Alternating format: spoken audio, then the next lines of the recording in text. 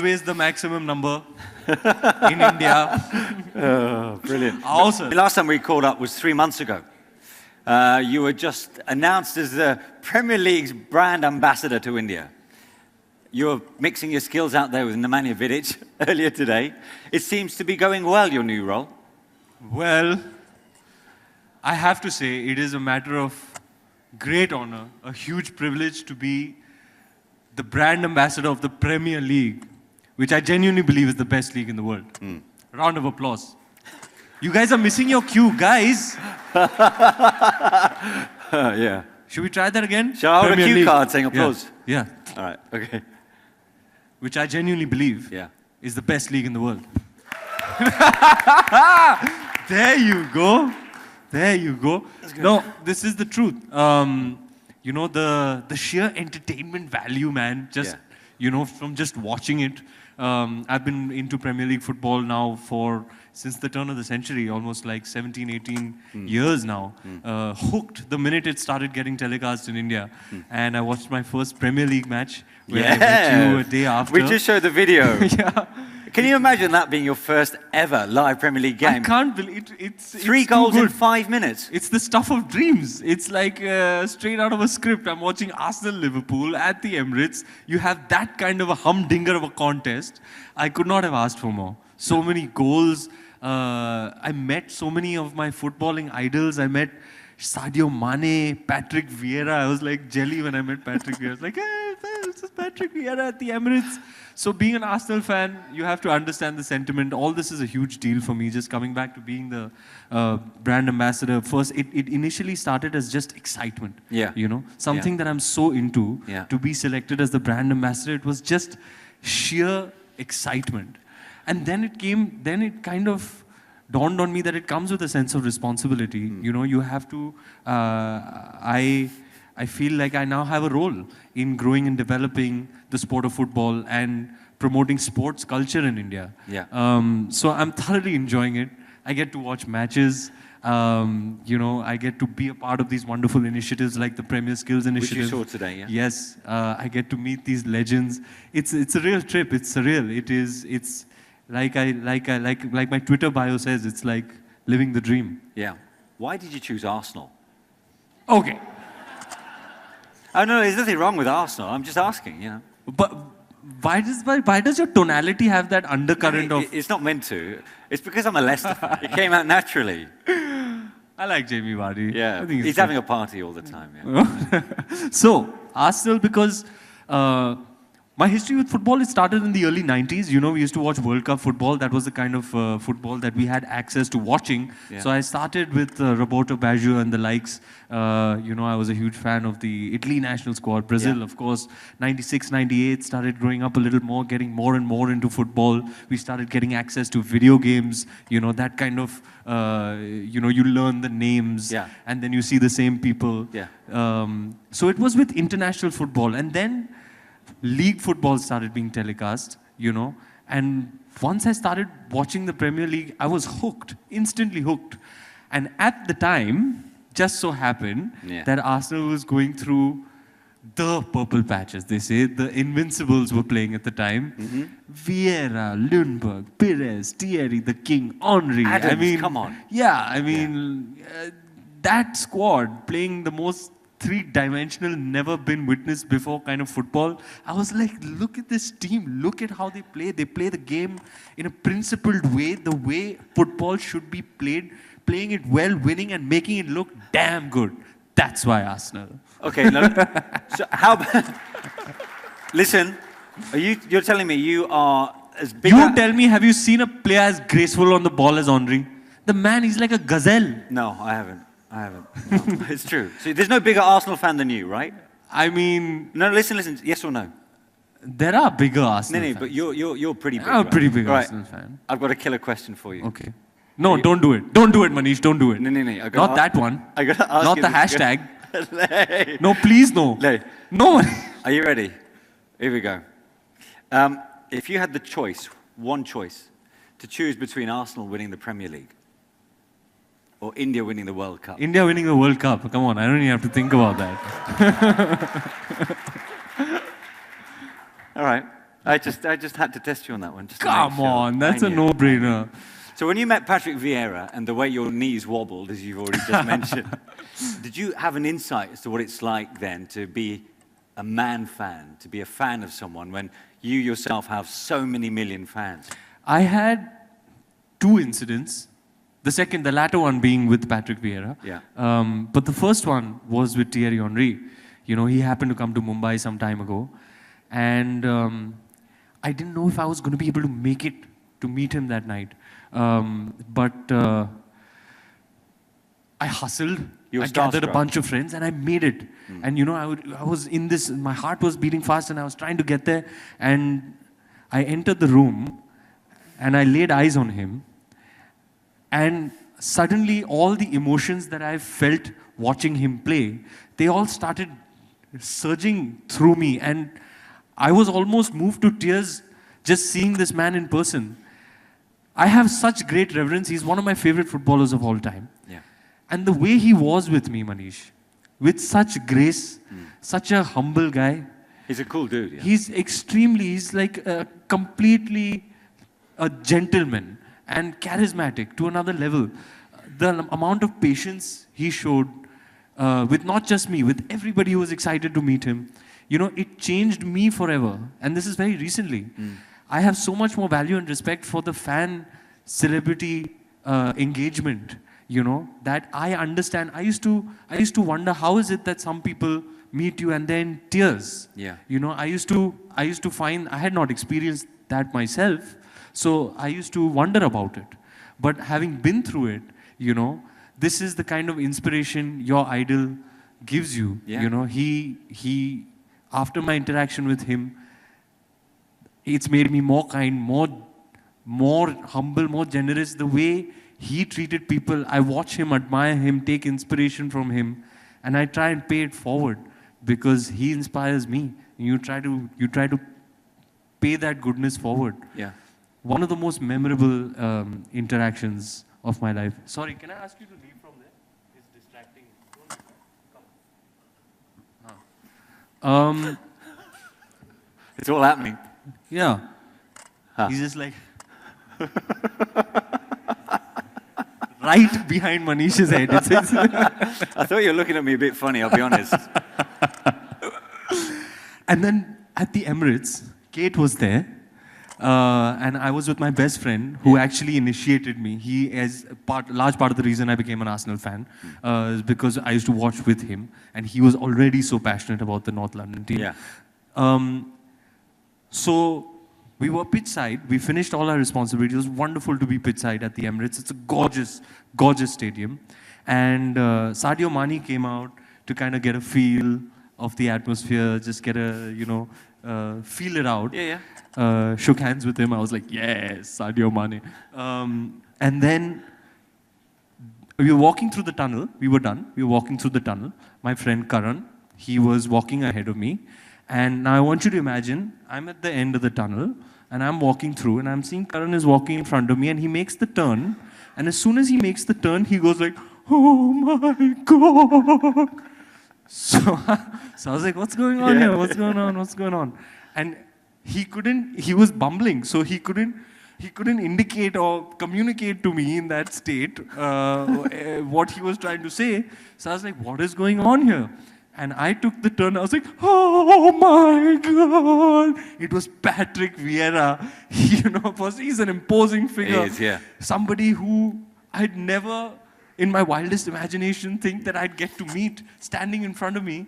It was one hell of a moment. Yeah. One I'll never forget. I have a picture, you know, so I'm fanboying like crazy over the footballers that I meet. These are people you see on television, cheer for, that you have a sentiment, emotional connection with, because you feel for your team, you know, you watch them week after week.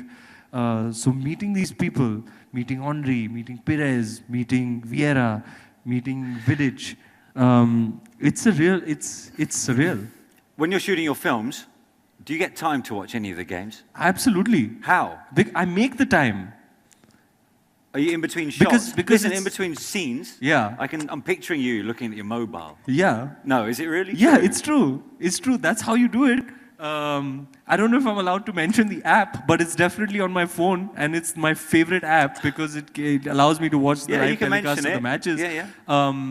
So yeah, first of all, and my manager can vouch for this, every time we're scheduling, it's almost as if there is an understanding we're both conditioned to not keep anything on a Saturday evening or a Sunday evening. You know, that time is a little bit precious. Unless you're in your hideaway, where you're in some hideaway. Yeah, those 20 days are you know, you can't really focus on anything else. No friends, no family time, no nothing. That's really sacred time in the characterization process. But yeah, if I'm out about doing anything that I can't avoid the scheduling clash, sometimes matches are at 5 p.m., sometimes 8 p.m. and you're still at work. Then you'll see me with the mobile. They'll be like, "Sir, shot ready." I was like, "Yeah, I'm just touching my makeup up. Just be with you in a second. Just wait for the ball to go out of bounds. Okay, yeah, go give the shot. Come back. You're watching. You know, there's a certain atmosphere on the set, and sometimes you know, something will happen. You must drive your director you'll crazy. Just react with expletives, unmentionables. You'll be like, "Sorry, it's nothing. It's nothing." So yeah, it is. I have to catch that little window to kind of watch the matches. It's great that we have these apps. That way you don't miss out. Brilliant. Now look, last time I spoke to you, we were still waiting on the release. Of Padmavat. Yeah. I mean, like, blimey, talk about a film that's obviously rocketed since its release back in December. Did it happen in December? January. January. So, I mean, you were with us in December. We're waiting. So it's made you a very busy man since then. Yeah, it's breaking records all over the place. Yeah, it's doing something I had never imagined. It's one of those rare films that sort of encompasses everything, the critical acclaim, the commercial success, the love of the audience. And it seems to me, the way audiences have reacted to the film, that it's one of those films for the ages, you know. It's one that will be remembered, because those are the films you really want to be a part of. You know, films come and films go, but the ones that really matter are the ones that are remembered after years. You know, you can watch it 10 years down the line, 15 years down the line, and still appreciate it. With the films that have that timeless quality, you know, those are the ones that you want most in your filmography. I'm very proud to say Padmavat is seeming to me like it's going to be one of those. And many congratulations to you on that. But to tie the Bollywood thing in with the football, I mean, if you had to play any footballer in the world in a Bollywood movie, which one would it be? I don't know. I don't know. Any suggestions? Anyone? Yeah? Who do you say? Who do you say? Sunil Chhetri, Robin Singh, I don't know. Well, if there was a Premier League player that you could emulate. You mentioned Henry. Would you want to play Henry? I don't have the height to play Vieira. I don't have the looks to play Ljungberg. He's got the hair for Ljungberg, to be honest. the energy he's got, yeah. I think I pulled off Alauddin Khilji. So maybe I could be Vidic. What do you think? Yeah. Huh? Yeah, that's good. Just a badass. Just like, come at me, bro. Come at me. And if you talk about you being a big Premier League fan, and I know this time last year during the Movement Conference we had Abhishek come in, and obviously he's a big fan of the Premier League. Do you ever watch games with other members of the Bollywood fraternity? Is there a bit of banter between you guys or not? There is banter, yes, there is banter for sure. Banter's one of my favorite things. I'm a big trash talker. And sometimes even in a formal sort of engagement, now and then, I'm not able to control my verbal diarrhea, so yeah, I'm a big trash talker. But yeah, Abhishek's a big Chelsea fan. Yeah. Arjun Kapoor is a big Chelsea fan. And we go back and forth, bantering with each other a lot. So what's going to happen on Sunday? With the League Cup final? I'm biting my nails, you know. Honestly, sometimes I feel like I can't even watch, you know. And I keep telling myself till the last minute, I can't watch. I'm not going to watch. And I'm watching, and I'm heartbroken. And like you said, I usually like to watch alone, unless I'm assured that the people that I'm watching with are the people I want to watch with and not a single extra person. Yeah. Otherwise, that viewing thing is very an immersive engagement for me. So I prefer to watch alone unless it's the 3 or 4 people who I know are on the same page. Yeah. Because when people, I can't go to bars and pubs personally, because when people jabber stuff, like I want to get into a fight. So I'd rather, so I just rather watch Shanti se alone and implode rather than explode, Yeah. which I think again is going to happen on Sunday. Actually, I've seen, there's been a story about Rio Ferdinand getting into a hoodie to stand in the away end at a game to watch Manchester United play and not to get grief from all the other supporters around him. Would you ever do something like that? I mean, Rio's proper thug life, so maybe, I don't know. It's a bit scary. It's a bit scary. Yeah. It's a bit more comfortable. If you're Rio Ferdinand, you have the confidence to do it. Yeah. Well, he played along with Vidic, to be honest, so yeah. he's no shy at all. Listen, stay on here because you're going to be part of our next panel discussion. All right. But that's a great way to warm us up for the panel discussion because it's all about fan engagement. Super. And you've spoken about fans and you've been on the receiving end and now how the tide has turned for you with the Patrick Vieira incident. Put your hands together, please, for Ranveer Singh. Thank you, guys. Thank you.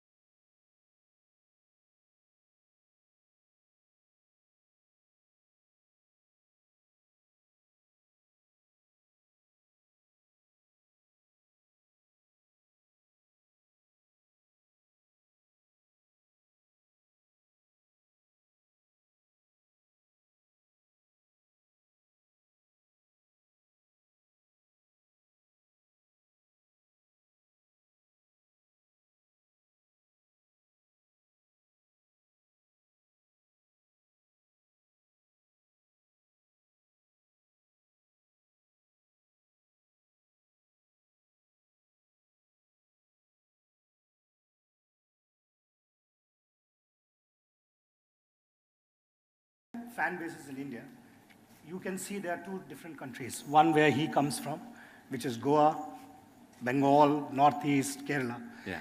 And then there's rest of India. The part that I come from, and you will understand where the fan engagement process starts for us, is at the end of the first year of ISL, once the season was over, first year was very hurried, we never got time to engage with fans. At the end of the first year, we got onto social media, we saw who are the fans who are writing to us, and we had a call out for all the fans to come, and we did a fan meet, bringing all our key players for the fan meet. We are expecting a few thousand to come. Right. There were 21 people who walked in. 21? 21. And that's where we sat, and we said, what's the next step? Where do we go from here? And we started a slogan, which is everyone 21. We said, each one of us, let's try to get 21 more guys to come. And that's where the Orange Army, which is now the militant fan group, official fan group, which is there. And now we have a few thousands. We fill up the stadiums with 8,000, 10,000. But it's been a journey which started from there, very unlike Akshay. So I'll leave it to him to explain how it's been in Goa. But for us, it's a very challenging journey from there. But I'm very happy in 2.5 years. We have created a very, very loyal fan base. We travel to various places. There's away travels. And things are improving from there. May I? Hello? You're a moderator. How is Arjun Kapoor working out? Arjun is doing pretty well. So I think he's doing very well. I've seen all his expressions in his social media posts. Yeah, just like that. Yes. Just like that. Isn't that too good?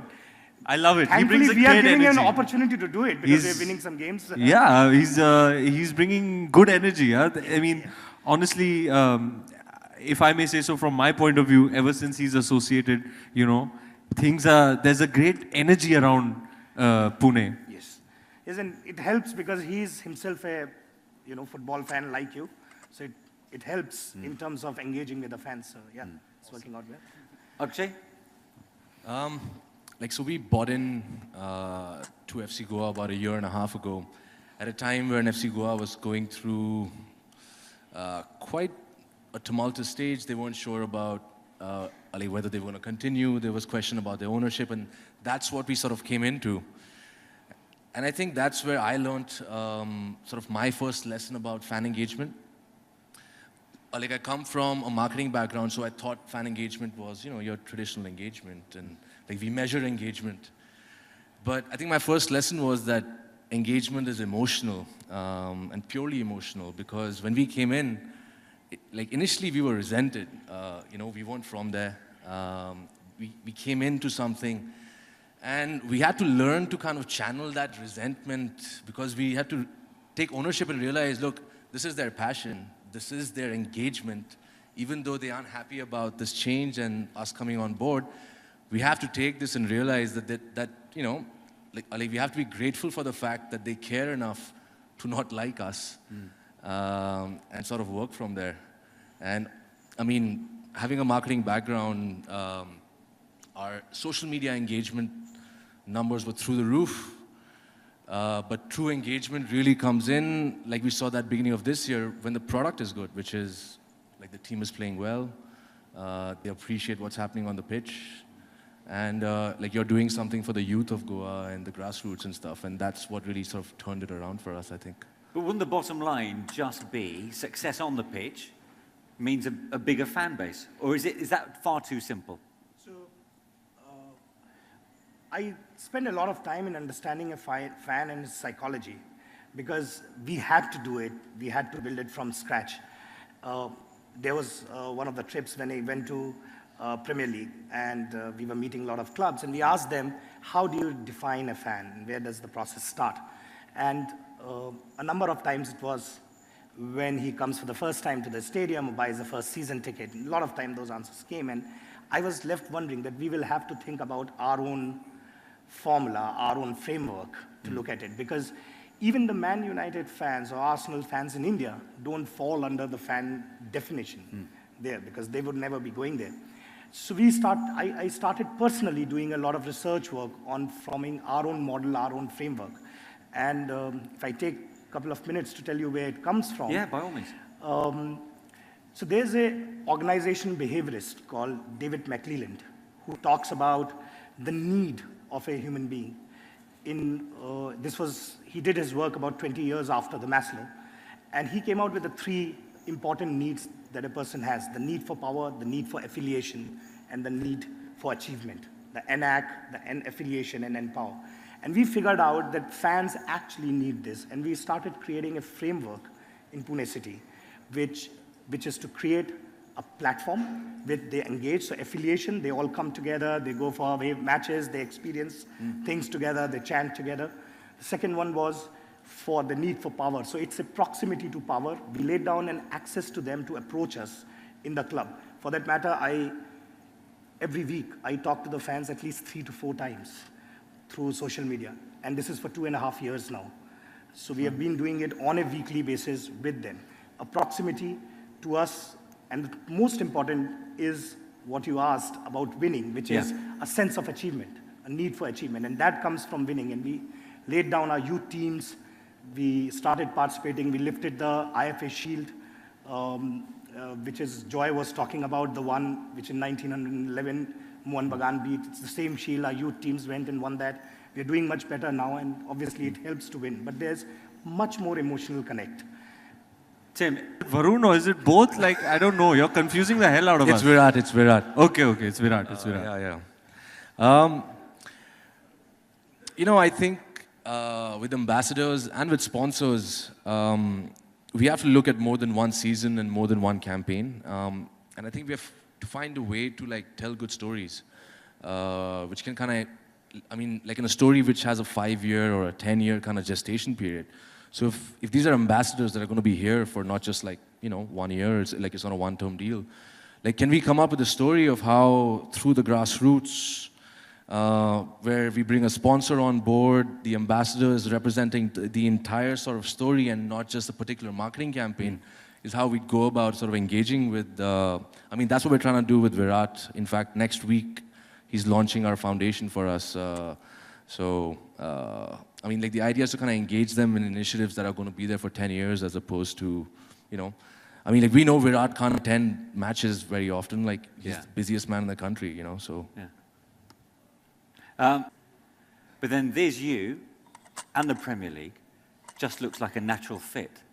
And some people might be skepticism, but you bring genuine enthusiasm when it sits in your lap and there is that natural link between you and that other brand. That is of utmost importance to me, that any entity that anything that I associate with has to be genuine. Yeah. It has to be bona fide. If it's not the Premier League, let me say it's another thing. I'm selling a toothpaste. I ought to be using that toothpaste, and I ought to be experiencing everything that product promises to me. So I genuinely believe that from the heart. I'm convinced of it, and so I can sell it, endorse it, and only if it's organic, if that association, will it bear fruit, according to me. Yeah. This is in my experience. So, Because you can't fake that enthusiasm. true. Which is why, for a large number of years, there were a lot of sports entities wanting to associate. Yeah. You know, but my only thing to them would be, I can't fake it. It will show. The seams will show at some point. You know, it'll show that it's not really heartfelt. Yeah. So when the Premier League came along, then I absolutely jumped at it, because there's genuinely a connection there. affinity There's there. feeling there. Yeah. So even if, and I love doing this, I'm always on Twitter with you, watching the matches, tweeting. It really, that energy is real. It's organic, and so it spreads. Yeah. You know, so it's got to be legit. Let's put it that way. Okay. I'd say from our perspective, I was lucky enough to meet. Very first endorsement in my whole life. What does that tell you? Arvind, That's just the beauty about sport, right? Because at the end of the day, there are certain things. is there any wacky ideas you might have to leave us with to get fans engaged or not? Well, I think today was a wonderful experience. We engaged with children, myself and Nemanja Vidic, at Andrews Ground. And there you sort of saw the vision actually transpiring, right? At its very core, you want to get young people engaging with football across the world. And football being the beautiful sport, the one that binds the whole world together, transcends boundaries, transcends cultures. It's a language people speak across the world. It's almost, I don't even know what to call it. Is it a language? Is it a religion? universal. Is it an emotion? Football is this amazing thing, you know. And to encourage young people will, you know, that sustainability factor will be, on an overarching level. You have a lot of young people now in India there are so many more football fans in this generation, you know, because they've had access to that. So to promote, grow and develop the sport itself from a 360 point of view, the more the sport grows, everything in this ecosystem within that sport will grow. And like Vidic very rightly said, he said the first thing, forget technique, forget everything. First, show kids how much they can love and enjoy the sport. Smiles first, you know. You get it. For the next generation, it's important that the kids are encouraged and shown the way. Give them a ball, let them kick it around, let them dribble, let them score, let them feel that emotion, let them become fans of football. Okay. Well, having people like you involved can only help. Gentlemen, thank you so much indeed for the last half an hour. Please put your hands together Thank for you. our final panel today.